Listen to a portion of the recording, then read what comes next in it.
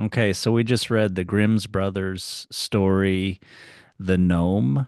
Do you want to give a summary of it and then we'll talk Mhm. about it?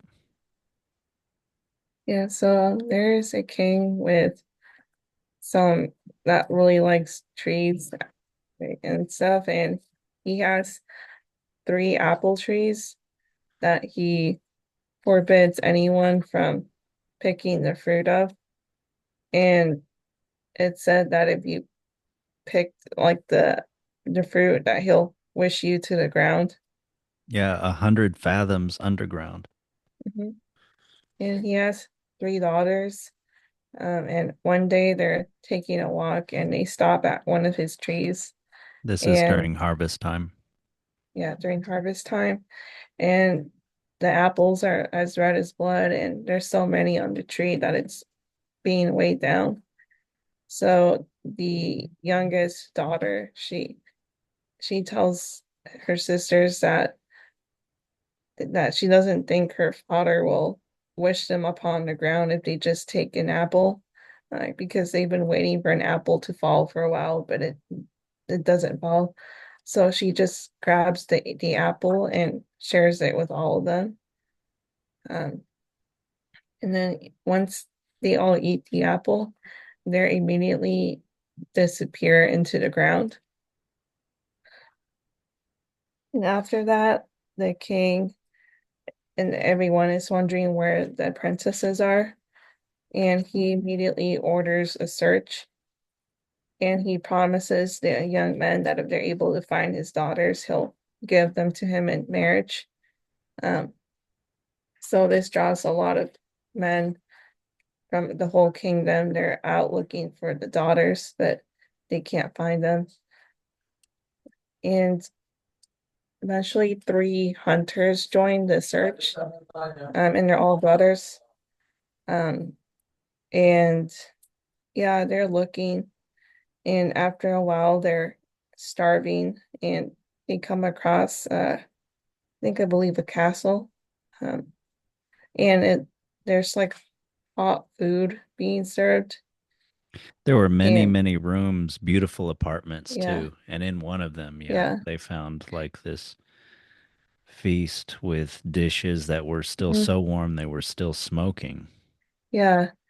But they decide to wait, and so they wait before doing anything, and they're starving more, and they notice that the food still stayed hot all this time.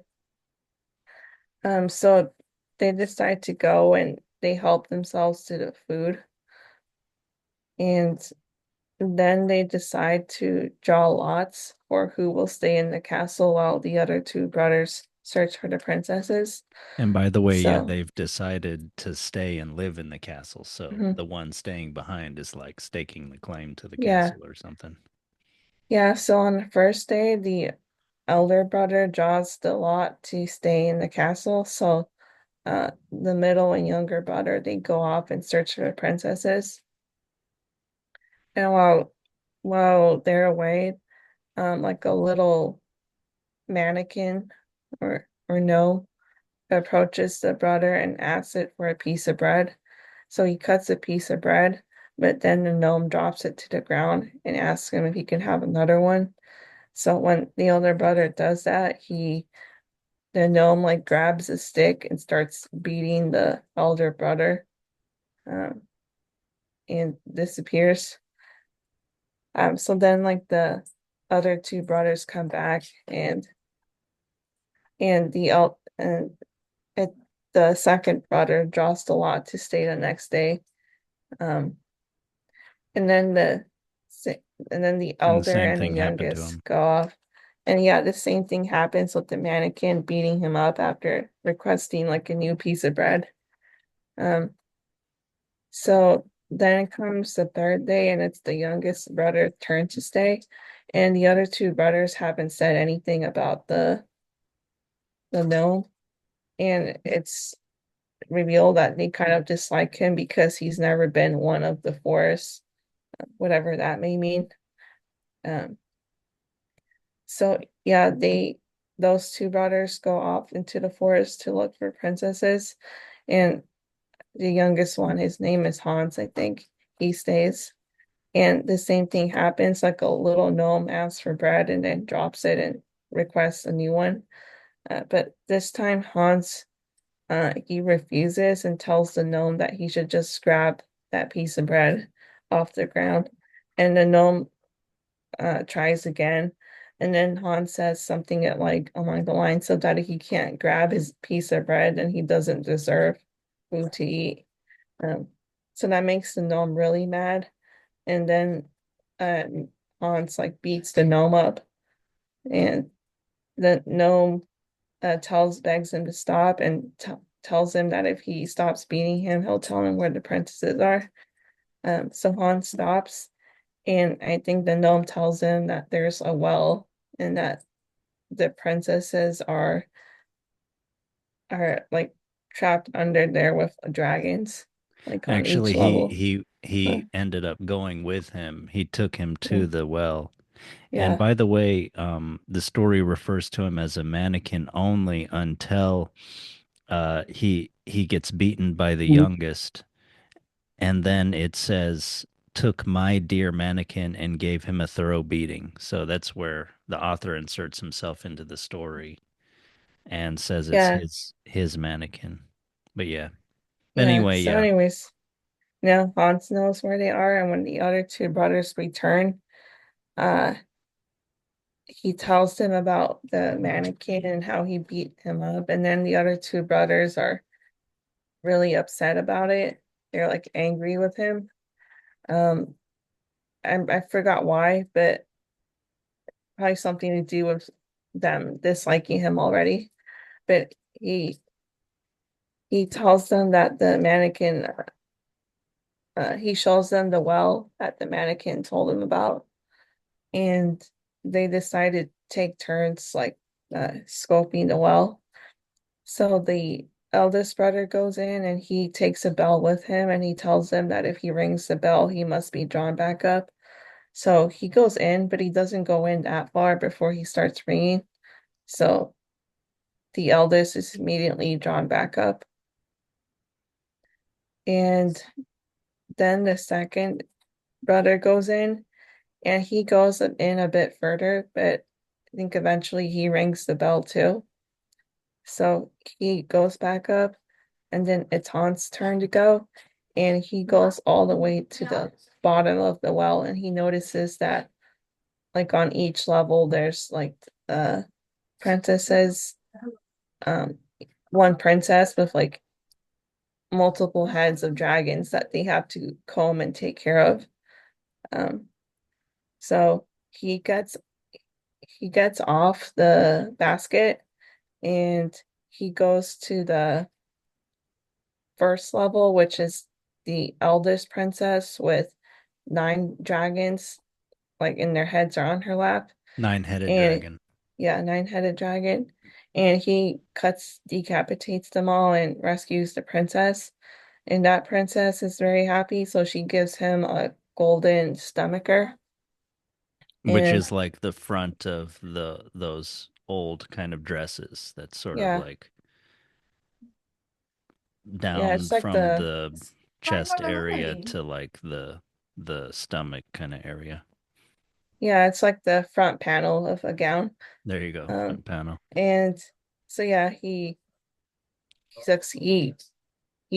done rescuing that princess. So then he goes on the second level with the second princess, and I think her dragon has like six heads, and No, no, he five. finished five, and he finishes them off. And then he goes on the last level, which is the youngest princess, and her dragon has four heads, and he kills them all again. And she gives him something. I just don't remember what it is. Uh, Mm.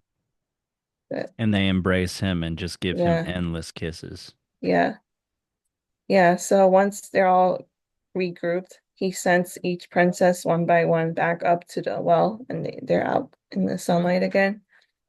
And now it's Hans's turn to go, but he doesn't trust his brothers. So Well, he because has the been mannequin, informed. He has been Yeah, informed by the gnome that he should not trust them and yeah, that they intend to uh, deal with him dishonorably. yeah, yeah. So the mannequin told him not to trust them.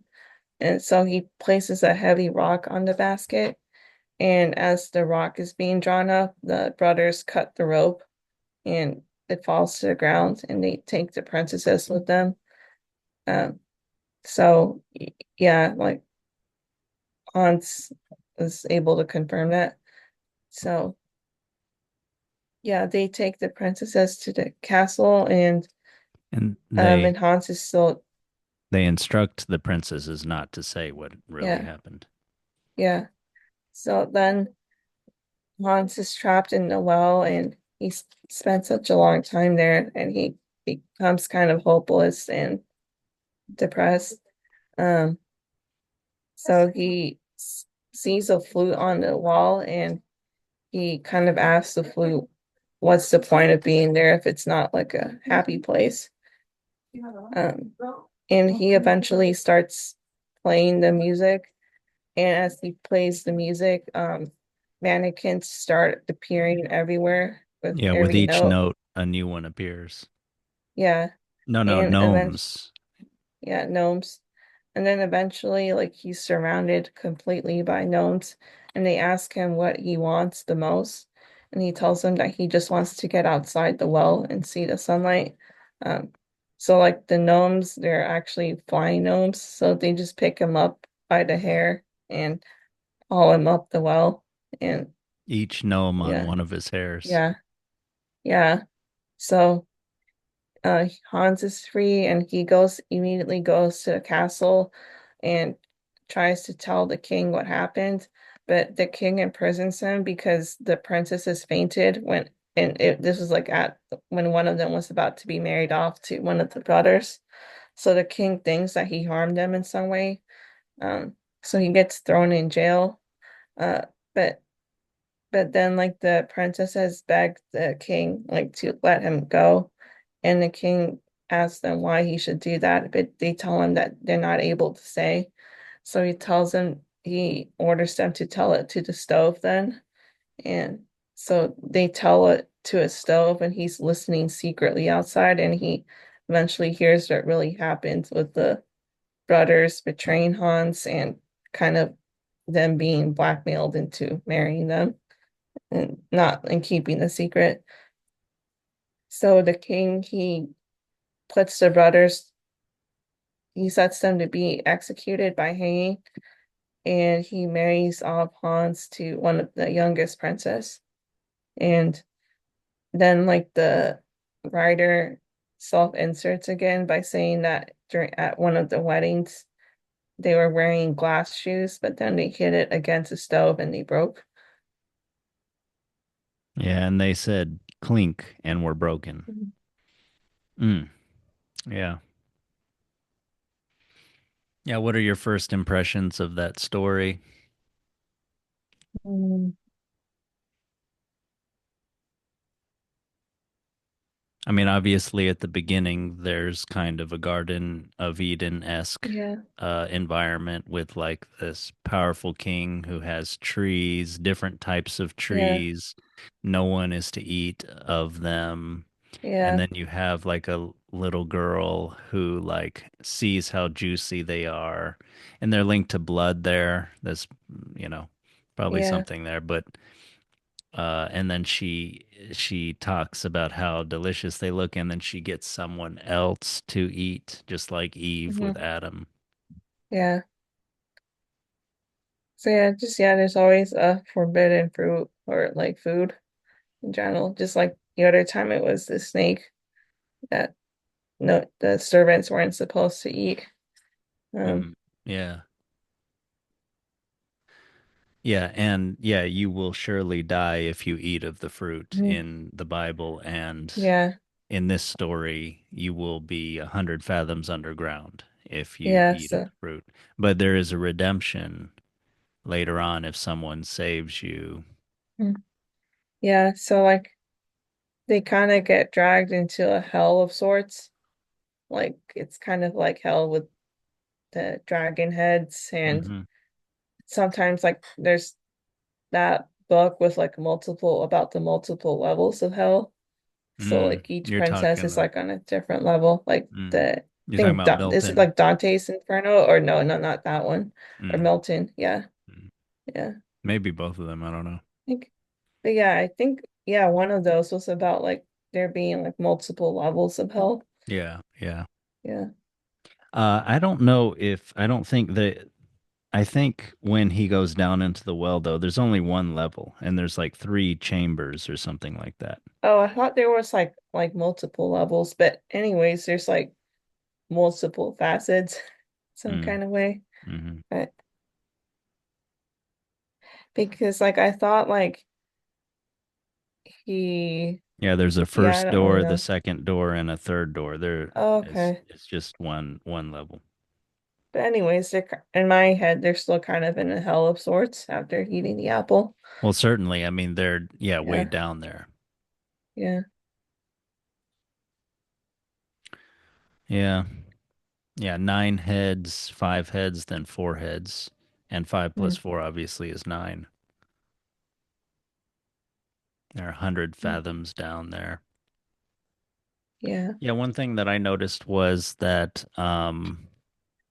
you know, you think of these folk tales as like moral tales, but you know, sometimes we forget in our sort of late, maybe Christian worldview that virtue and strength are also related. Even the word I think is related. Virtue is related to Mm, strength. But yeah, I was just still with that worldview in mind. I was surprised that the one who was rewarded was the one who was not nice to the mannequin and who like told the mannequin, "You can pick up your own bread yourself if you're that hungry, beggar," you know. mm, And then like actually beat him, and that was what got him to get the prize that like everybody the was had been looking for up to that point, you mm, know. mm, Yeah, only when he beats the mannequin, then the mannequin who is then my mannequin of the authors, and who reveals himself to be a gnome at that point, which, you know, apparently is some kind of magical creature, uh, different than dwarves, also small. Uh, then he kind of he gives him like a big prize, mm, and he gives him knowledge too.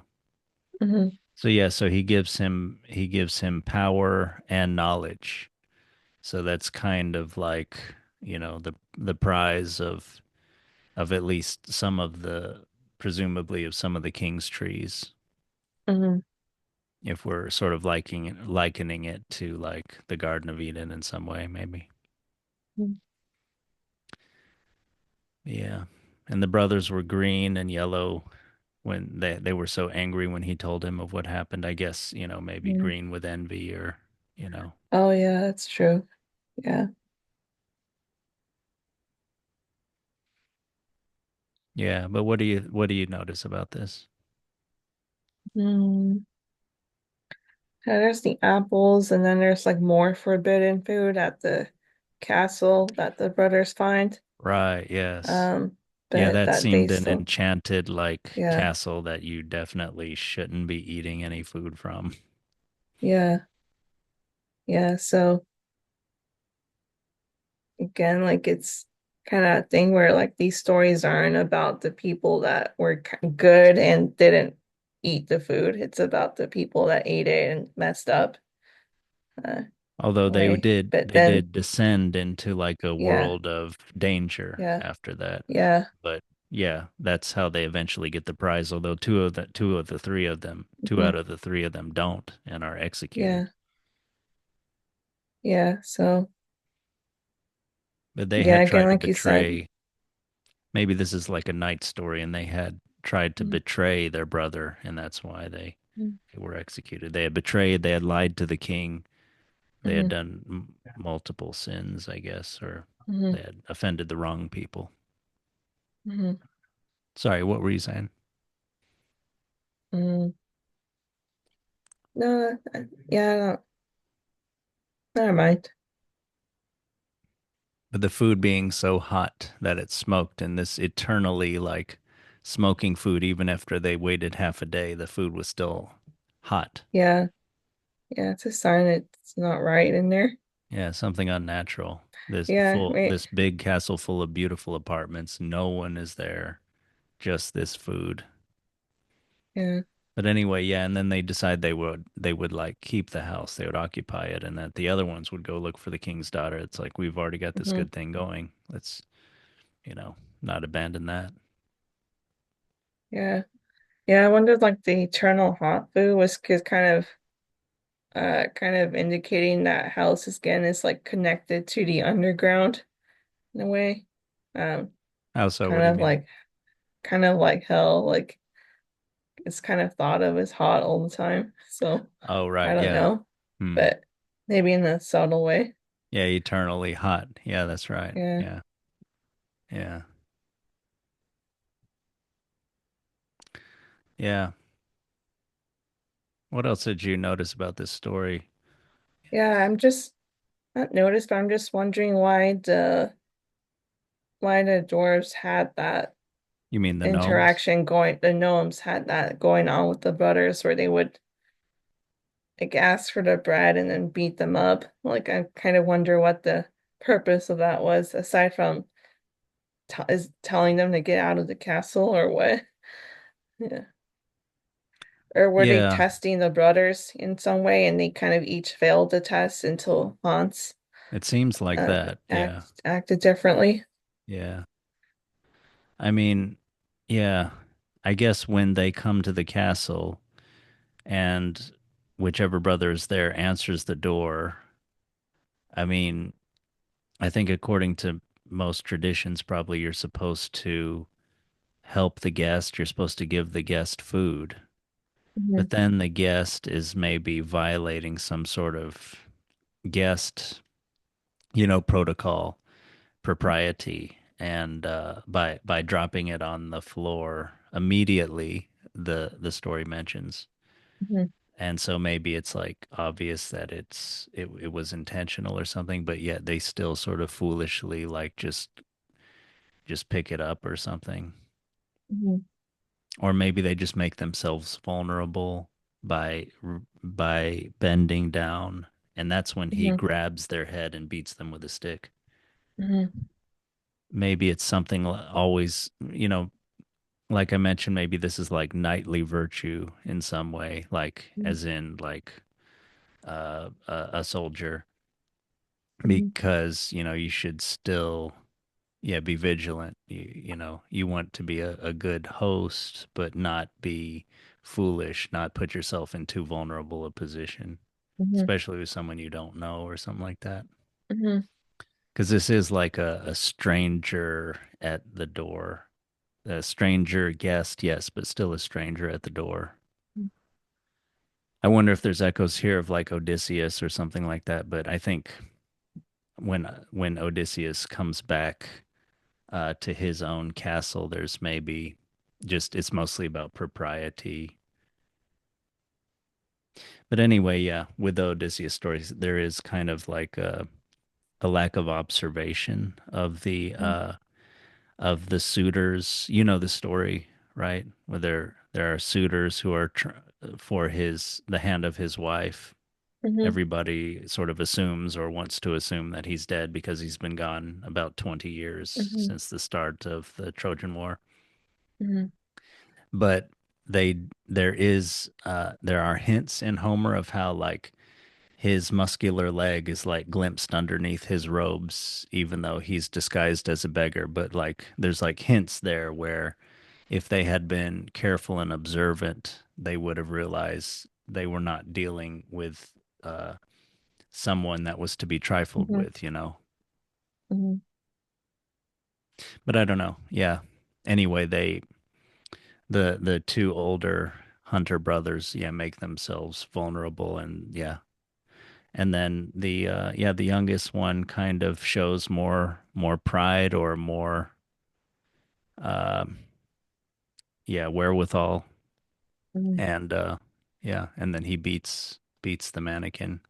I don't know, there's probably other parallels that we just don't know about of like Yeah, yeah. I'm also wondering if the food being bread itself is symbolic in some way. Like, yeah, breaking bread or sharing breaking bread as bread, a sharing communal bread. kind of thing. And maybe it's kind of like a humble food too. But, yeah. Yeah, and it could just be like it's just like sharing food, like any food. Hmm. Like daily Yeah. bread is just like food. But yeah, anyway, that's what kind of cracks the Mm. story. Uh, and then the gnome also, yeah, after that, everything's good as as long as the brother does what the gnome says, like everything's good. Like the gnome warns him about his brother's dishonorable intent to like kill him, leave him in the well, and then all he has to do is yeah, go down into the well and kill the dragons and watch out for what his brothers are going to do after he's going to leave. Mm. And then he sees the flute on the wall and finally, it's like a video game or something, like that's the thing that you Mm. should be doing something with. And then he plays it, gnomes come, save him, bring him back up to the world of the living. Yeah, we talked about how dwarves versus gnomes, like we've read the story Snow White and Briar Rose, or excuse me, Rose Red, Snow White and Rose Red, where the dwarves in the woods are like they're always I think they're always happened upon, and they're always grumpy and in need of help. Um, and when you help them, they're ungrateful. But in this story, this gnome is not someone that they happen upon. It's somebody that comes to them. But then if they're able to deal with him right, then he gives them a lot. And the gnomes seem more magical too, like this the gnome that appears at the doorway disappears, and the gnomes that he plays into existence with his flute all like after they proliferate, they're able to make him ascend back into dare we say, the world of the living, or Mm. the normal world, where he can kind of claim the prize of the beginning of the story after he's rescued the daughters. I guess one thing you would point out though is that the youngest hunter does still need his hunter brother friends, like to like not friends but hunter brothers, would be sibliciders or whatever the word would be, uh because he needs someone to lower the basket and to bring him Mhm. up, or presumably, and to bring up the daughters of the king, so does need them in some way. And yeah, they do serve their purpose. I don't know. Yeah, there's probably a lot to this story that we're not getting. Mm. Anything else like salient to you right now? Mhm. Not at the moment. I thought, yeah, we thought it was so funny that at the end, like the narrator, for the second and only time, reinserts himself into the story, and then he sentenced the two brothers to be hanged on the gallows, and to the third he gave his youngest daughter. And on that occasion I wore a pair of glass shoes, and I struck them against a stone, and they said clink and were broken. And the Mm. only thing I can think of is like Jewish wedding, like the glass being broken. Uh, I think I've heard what that means before, but I can't remember. Yeah, Yeah, that ending was a little jarring yeah, for the self-insert. yeah. But it was kind of, I don't know, Yeah. funny and quirky, enjoyable. Mm. But yeah, I don't understand that. I mean, we probably have to read a lot more of these stories and to try to understand these Mhm. things. But yeah, yeah. Didn't really think this would end up with like, yeah, if you beat your guest who's like rude, then that's what kind of gets you everything you wanted in life. Yeah, and that will persuade a magical being to help you. Well, he was no, no, he was. I mean, he was beating him until he's like, stop, stop. Okay, I'll like help Yeah. you out. Like it's not, it wasn't persuasion, it was forcing. Um, that reminds me of Proteus, actually. Now this gnome doesn't change form, but he does reveal himself to the youngest. But Proteus, I think the idea was that this is the Greek, I think, demigod who has many forms. I think he was like the grandfather or the father of Achilles. But anyway, like he takes on, he like can change, into different forms, and this is where we get the adjective protean from, meaning like kind of like someone who can change, can maybe adapt a lot, but maybe change a lot too, maybe kind of hard to pin down, or, the opposite of like someone maybe with integrity or who's like a solid person. But anyway, yeah, I think if you caught Proteus, like you would have to hold on to him real tight and he would keep changing forms and keep changing forms. But if you persisted, like he would eventually return to like his true form. And there's, I don't know, there's something of that here with the gnome, maybe. I don't know, the image, I might be reaching too far. Yeah. Okay, any thoughts about the numbers of the dragon heads? Nine and then five and then Nine, four. 4, 9, 5, 3. No, I'm just trying to see this numerology I could do in my head, but Mm, that would take a while. okay. Yeah. Yeah. Yeah. Enjoyed this one. And yeah, as I was telling you, like this again, this story, like many of the others that we've read, they're not all the same. Like there's little unexpected things and there's, kind of intriguing details that just that differentiate this story from others, and we've experienced this before with other stories as well. But yeah. Anything else you want to leave us with? The gnome. Good. Okay. Yeah. Yeah. Well, maybe we'll choose another one next week. But until then.